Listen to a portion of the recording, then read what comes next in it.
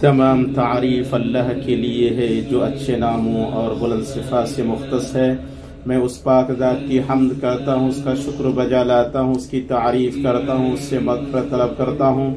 میں گواہی دیتا ہوں کہ ایک اللہ کے سوا کوئی معبود برحق نہیں، اس کا کوئی شریک نہیں، اس کی رحمت اور اس کا علم ہر چیز کو محیط ہے، اور اس نے ہمیں بے شمار نعمتوں سے نوازا ہے۔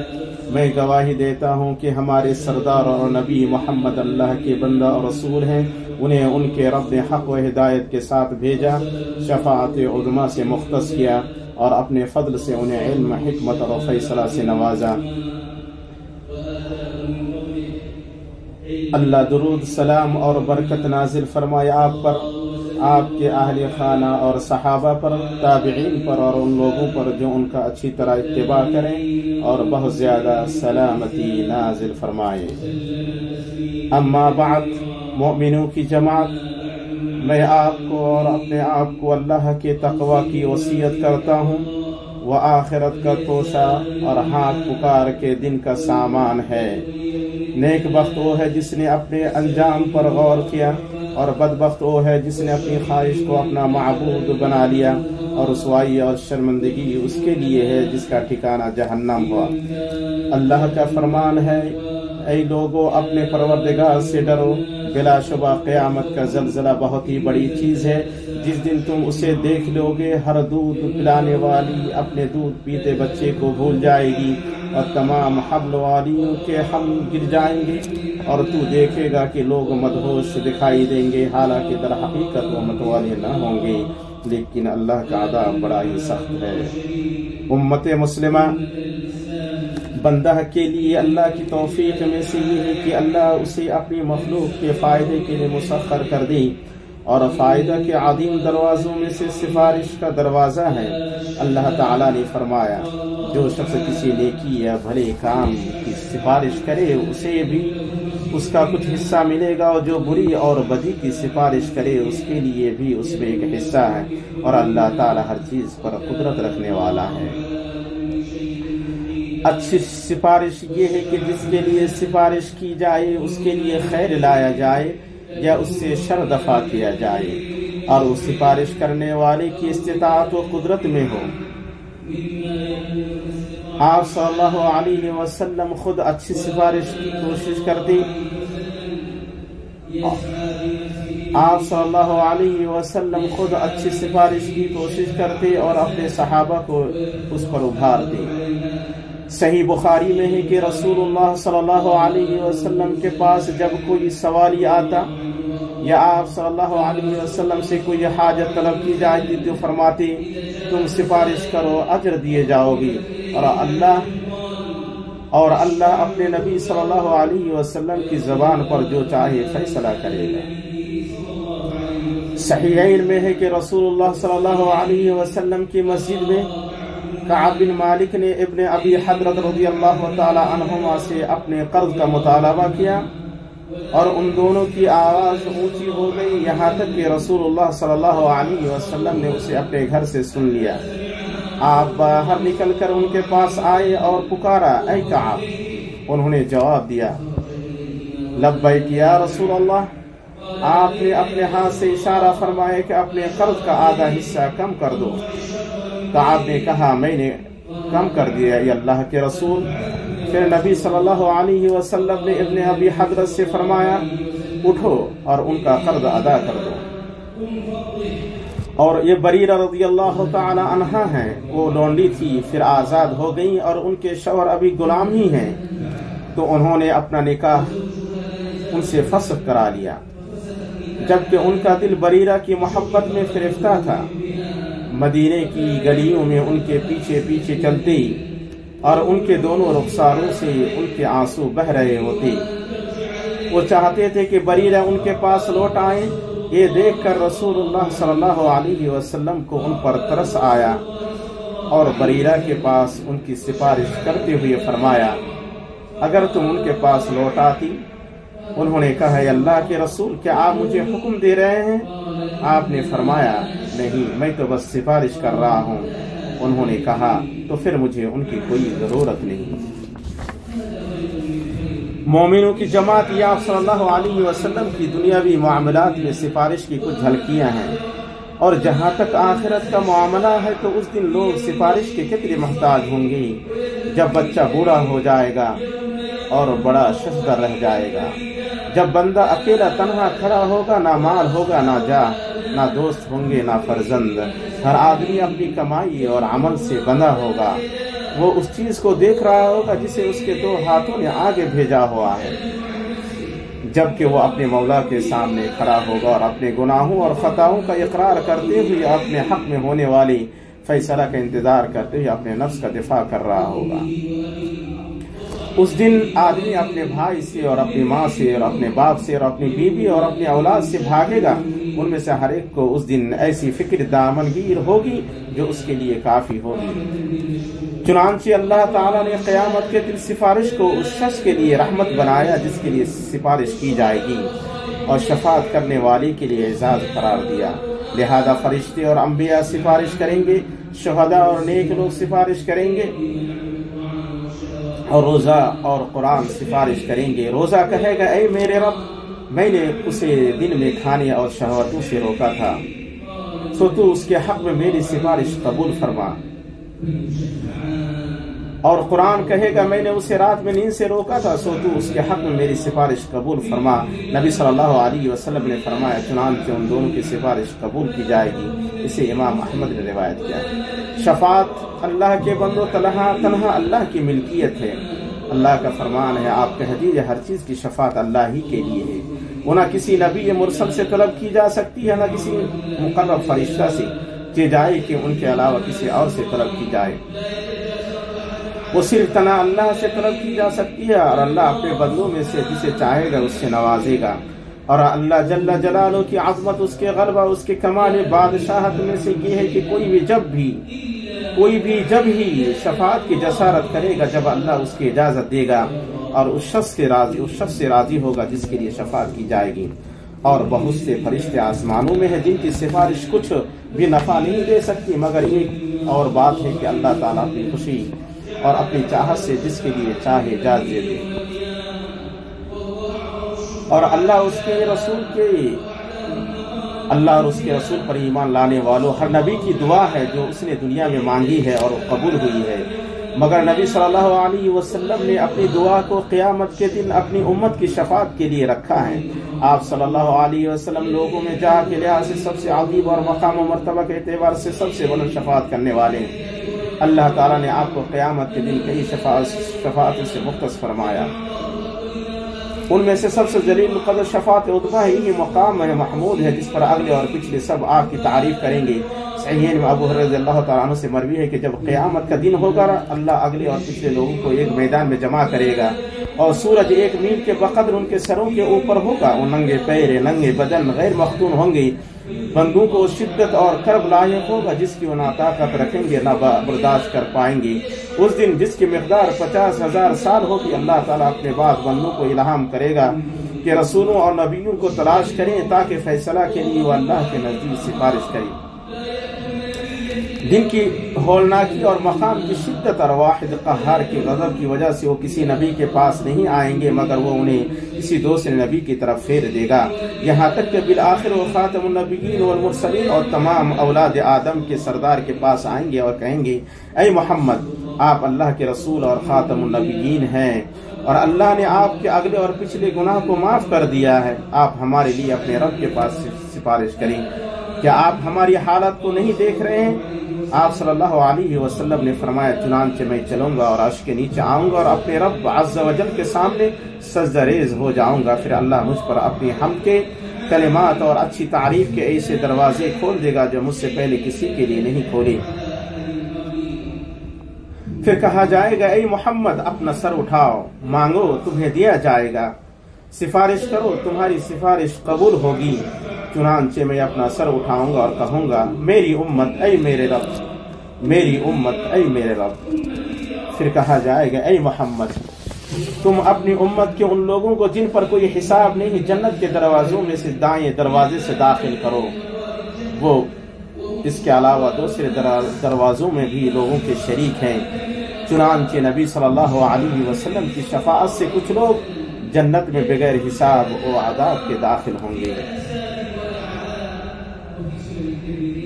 सुनन तिरमिज़ी में है कि रसूलुल्लाह सल्लल्लाहु अलैहि वसल्लम ने फरमाया, मेरे रब ने मुझसे वादा किया है कि मेरी उम्मत में से 70,000 लोगों को बगैर हिसाब व अदाब के जन्नत में दाखिल करेगा। हर 1000 के साथ 70,000 होंगे और उनके अलावा अल्लाह की मुट्ठियों में से 3 मुट्ठी भर भी होंगे। अल्लाह का फضل अज़ीम है और वो बड़ा मेहरबान, बड़ा करम करने वाला है। उम्मत मुस्लिमा, उस मैदान में हमारे नबी सल्लल्लाहु अलैहि वसल्लम की कई शफाअतें होंगी।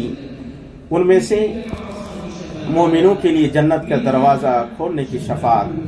वो इस तरह के मोमिन जब जन्नत के पास आएंगे तो उसके दरवाजे बंद पाएंगे।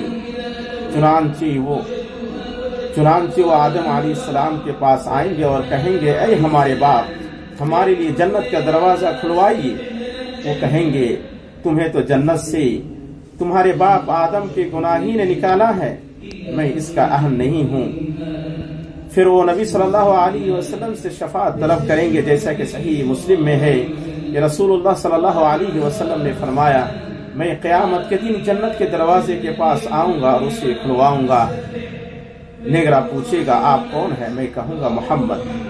वो कहेगा, आप ही का मुझे हुक्म दिया गया है, आपसे पहले किसी के लिए नहीं खोलूंगा।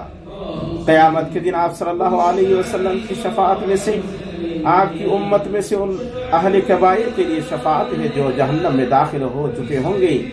सुनन अबी दाऊद में है कि नबी सल्लल्लाहु अलैहि वसल्लम ने फरमाया, मेरी शफाअत मेरी उम्मत की अहले कबाइर के लिए होगी। जब तबरानी में हसन सनद के साथ है कि आप सल्लल्लाहु अलैहि वसल्लम ने फरमाया, अहले क़िबला में से इतने लोग जहन्नम में दाखिल होंगे जिनका शुमार अल्लाह के सिवा कोई नहीं कर सकता है, क्योंकि उन्होंने अल्लाह की नाफरमानी की होगी, उसकी नाफरमानी की जुरात की होगी और उसकी इताअत की नाफरमानी की होगी और मुझे शफाअत की इजाज़त दी जाएगी। चुनांचे आप सल्लल्लाहु अलैहि वसल्लम जब्बार के अर्श के नीचे सजदा रेज़ होंगे और अहले तौहीद में से जो जहन्नम में चले गए हैं उनके लिए सिफारिश करेंगे। रहमान आपके लिए हद मुतय्यन करेगा, फिर उन्हें जहन्नम से निकालेंगे। फिर आप वापस आएंगे और दोबारा से 12 और 14 शफाअत करेंगे। यहाँ तक कि सही बुखारी में आया है कि नबी सल्लल्लाहु अलैहि वसल्लम ने फरमाया, फिर मैं चौथी बार वापस आऊंगा और हम्द के इन कलिमात से उसकी हम्द करूंगा। फिर उसके सामने सजदा में गिर जाऊंगा। कहा जाएगा, ऐ मोहम्मद, अपना सर उठाओ, कहो तुम्हें सुना जाएगा, मांगो तुम्हें दिया जाएगा, सिफारिश करो तुम्हारी सिफारिश कबूल की जाएगी। चुनांचे मैं कहूंगा, ऐ मेरे रब, उन लोगों के हक में मुझे इजाजत दे जिन्होंने ला इलाहा इल्लल्लाह कहा है। अल्लाह कहेगा, मेरी इज्जत, जलाल, किब्रिया और आज़मत की कसम, मैं जहन्नम से उन लोगों को जरूर निकालूंगा जिन्होंने ला इलाहा इल्लल्लाह कहा है। ऐ तौहीद वालों, मुमिनों पर अल्लाह के करम में से ये है कि उसने उन्हें क़यामत के दिन सिफारिशी बनाया है। चुनांचे उनके भाइयों और दोस्तों में से जो लोग जहन्नम में चले गए हैं उनके लिए रहमान रहीम के पास सिफारिश करेंगे। करीब अपने करीब के लिए और दोस्त अपने दोस्त के लिए सिफारिश करेगा। उनमें से कोई तो लोगों के कुछ गिरोहों के लिए सिफारिश करेगा, कोई कबीले के लिए सिफारिश करेगा, कोई जमात के लिए सिफारिश करेगा और कोई एक आदमी के लिए सिफारिश करेगा, यहाँ तक कि वो जन्नत में दाखिल हो जाएंगे। सही मुस्लिम में है कि आप सल्लल्लाहु अलैहि वसल्लम ने फरमाया, जब मोमिन जहन्नम से नजात पाएंगे तो उस ज़ात की कसम जिसके हाथ में मेरी जान है, तुम में से कोई पूरा पूरा हक वसूल करने के मामले में उस कदर अल्लाह से मिन्नत और दरख्वास्त करने वाला नहीं जिस कदर क़यामत के दिन मोमिन अल्लाह से अपने उन मुसलमान भाइयों के बारे में करेंगे जो आग में होंगे। वो कहेंगे, हमारे रब, वो हमारे साथ रोज़ा रखते थे, नमाज पढ़ते थे और हज करते थे। उनसे कहा जाएगा, जिन्हें तुम जानते हो उन्हें निकाल लो। उनके चेहरे आग पर हराम कर दिए जाएंगे और वो बहुत से लोगों को निकाल लेंगे। बाद मोमिन जब जन्नत में अपने भाइयों को नहीं पाएंगे तो वो जल्दी अंबिया के पास आ जाएंगे ताकि जमीन व आसमान के खालिक के पास उनके लिए सिफारिश करें। तबरानी के मौजम औसत में है कि रसूलुल्लाह सल्लल्लाहु अलैहि वसल्लम ने फरमाया, اہل جنت کچھ لوگوں کو ڈھونڈیں گے جنہیں وہ دنیا میں جانتے تھے، چنانچہ وہ انبیاء کے پاس آئیں گے اور ان کا ذکر کریں گے، انبیاء ان کے لیے سفارش کریں گے اور ان کی سفارش قبول کی جائے گی۔ امام طبری رحمہ اللہ نے کہا، قتادہ جب فما للناس من شافعین ولا صدیق حمیم، یعنی اب تو ہمارا کوئی سفارش بھی نہیں اور نہ کوئی قریبی دوست ہے پڑھتے، تو فرماتے اللہ کی قسم وہ جانتے ہیں کہ دوست اگر نیک ہوگا تو فائدہ دے گا اور اگر قریبی نیک ہوگا تو سفارش کرے گا۔ ایمانی بھائیوں، قیامت کے دن جب شفاعتیں پوری ہو جائیں گی اور جہنم میں لا الہ الا اللہ والوں میں سے کچھ باقی رہ جائیں گے، تو اللہ جل وعلا فرمائے گا، جیسا کہ صحیح مسلم میں ہے، فرشتوں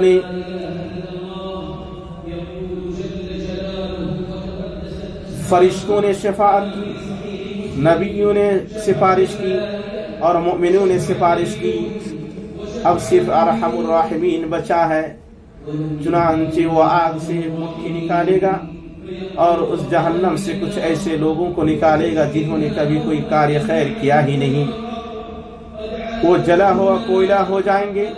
اللہ انہیں جنت کے دہانے پر موجود نہر میں ڈالے گا جسے نہر حیات کہا جاتا ہے، وہ ویسے نکلیں گے جیسے دانہ سیلاب کے خس و خاشاک میں نکلتا ہے، وہ موتی کے مانند نکلیں گے، ان کی گردنوں پر مہریں ہوں گی، انہیں اہل جنت پہچانیں گے کہ یہ اللہ کی وہ آزاد کردہ بندے ہیں جن کو اللہ نے بغیر کسی عمل کے جو انہوں نے کیا ہو اور بغیر کسی نیکی کے جو انہوں نے آگے بھیجی ہو جنت میں داخل کر دیا ہے۔ پھر وہ فرمائے گا جنت میں داخل ہو جاؤ اور جو تمہیں نظر آئے وہ تمہارا ہے۔ اس پر وہ کہیں گے، اے ہمارے رب، تو نے ہمیں وہ کچھ دیا ہے جو جہان والوں میں سے کسی کو نہیں دیا۔ تو وہ فرمائے گا تمہارے لیے میرے پاس اس سے بڑھ کر ہے۔ وہ کہیں گے، اے ہمارے رب، اس سے بڑھ کر کون سی چیز ہو سکتی ہے؟ وہ فرمائے گا، میری رضا کہ اس کے بعد میں تم سے کبھی ناراض نہیں ہوں گا۔ اے ہمارے رب، تیری ذات پاک ہے، تو کتنا بڑا مہربان ہے، تو کتنا بردبار ہے اور کتنا فیاض ہے۔ اللہ تعالیٰ کا فرمان ہے، لوگوں اپنے رب سے ڈرو اور اس دن کا خوف کرو جس دن باپ اپنے بیٹے کو کوئی نفع نہ پہنچا سکے گا، نہ بیٹا اپنے باپ کا ذرا سا بھی نفع کرنے والا ہوگا۔ یاد رکھو اللہ کا وعدہ سچا ہے۔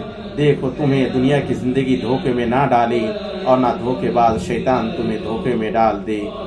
اللہ میرے لیے اور آپ کے لیے قرآن و سنت میں برکت دے اور مجھے اور آپ کو ان دونوں کی آیات اور حکمت سے فائدہ پہنچائے۔ میں اپنی یہ بات کہہ رہا ہوں اور اللہ سے اپنے لیے اور آپ کی جہل گناہ اور خطا کی مغفرت طلب کرتا ہوں۔ آپ اس سے مغفرت طلب کریں، بے شک وہ بڑا بخشنے والا ہے۔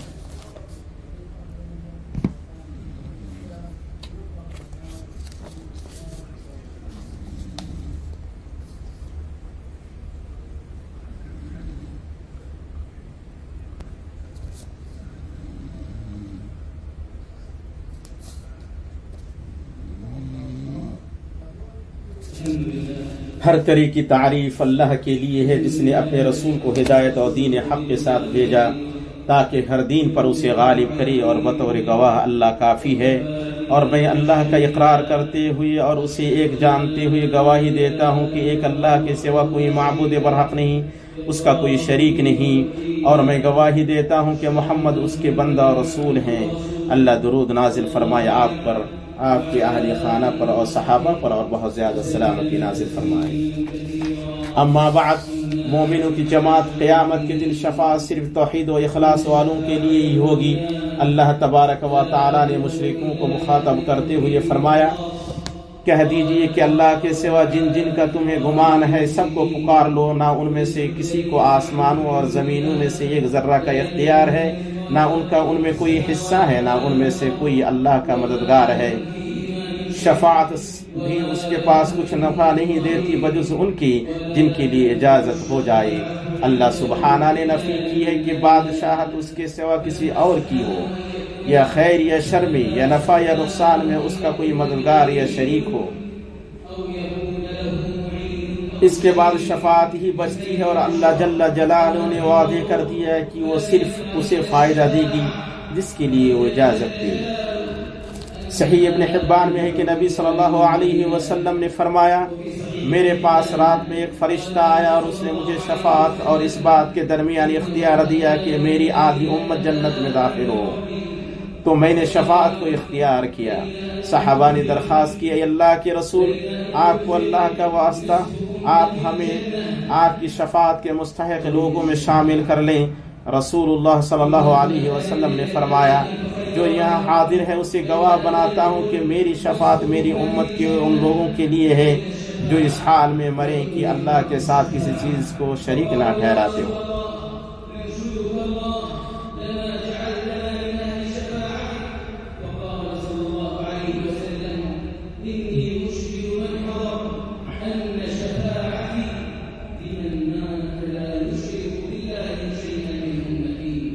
تو لوگوں میں قیامت کے دن نبی صلی اللہ علیہ وسلم کی شفاعت سے سب سے شاد کام وہ ہوگا جو اپنے دل سے خالص لا الہ الا اللہ کہے اور نماز پڑھنے والوں میں سے ہو، کیونکہ اسلام میں اس کا کوئی حصہ نہیں جو نماز کو چھوڑ دے۔ صحیح مسلم میں ہے کہ آپ صلی اللہ علیہ وسلم نے فرمایا آدمی اور شرک و کفر کے درمیان فاصلہ نماز کا چھوڑنا ہے۔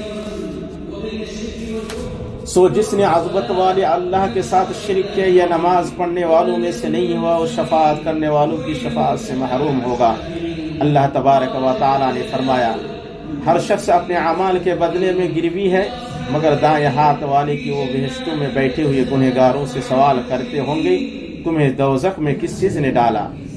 وہ جواب دیں گے کہ ہم نمازی نہ تھی، نہ مسکینوں کو کھانا کھلاتے تھے، اور ہم بحث کرنے والے انکاریوں کا ساتھ دے کر بحث و مباحثہ میں مشغول رہا کرتے اور روز جزا کو جھٹلاتے تھے، یہاں تک کہ ہمیں موت آ گئی، بس انہیں سفارش کرنے والوں کی سفارش نفع نہ دے گی۔ اور ہاں پکار کے دن لوگوں میں نبی صلی اللہ علیہ وسلم سے سب سے قریب وہ لوگ ہوں گے جو دنیا میں آپ صلی اللہ علیہ وسلم پر سب سے زیادہ درود پڑھنے والے ہیں۔ اور صحیح مسلم میں ہے کہ نبی صلی اللہ علیہ وسلم نے فرمایا جب تم مؤذن کو سنو تو تم وہی کہو جو مؤذن کہیں، پھر مجھ پر درود پڑھو، جو مجھ پر ایک بار درود پڑھے گا اللہ اس پر 10 بار رحمت نازل فرمائے گا۔ پھر میرے لیے وسیلہ مانگو، اور وسیلہ جنت میں وہ مقام ہے جو اللہ کے بندوں میں سے صرف ایک بندے کے لیے زیبا ہے، اور مجھے امید ہے کہ وہ بندہ میں ہوں گا۔ سو جس نے میرے لیے وسیلہ مانگا اس کے لیے شفاعت واجب ہو گئی۔ قیامت کے دن نبی صلی اللہ علیہ وسلم کی شفاعت کے اسباب میں سے نیک اعمال کی کثرت ہے۔ مسند امام احمد میں ہے کہ نبی صلی اللہ علیہ وسلم نے اپنے ایک خادم سے فرمایا کیا تمہیں کوئی حاجت ہے؟ اس نے کہا میری حاجت یہ ہے کہ آپ قیامت کے دن میرے لیے سفارش کریں۔ آپ صلی اللہ علیہ وسلم نے فرمایا تب تم کثرت سجدہ سے میری مدد کرو۔ مسند امام احمد بن ابن عمر رضی اللہ تعالی عنہما سے مروی ہے کہ اللہ کے نبی صلی اللہ علیہ وسلم نے فرمایا جو شخص مدینے میں مرنے کی استطاعت رکھے وہ ایسا کرے، میں اس شخص کی سفارش کروں گا جو مدینے میں وفات پائے۔ سو اس شخص کے لیے مبارکباد جس نے مدینے میں رہائش اختیار کی، اور کیا ہی اس شخص کی سعادت مندی جو مدینے میں قیام کو لازم پکڑے یہاں تک کہ اس کی سرزمین پر اسے موت آ جائے، اور اس کی بدولت نبی صلی اللہ علیہ وسلم کی شفاعت میں سے کسی شفاعت سے سرفراز ہو جائے۔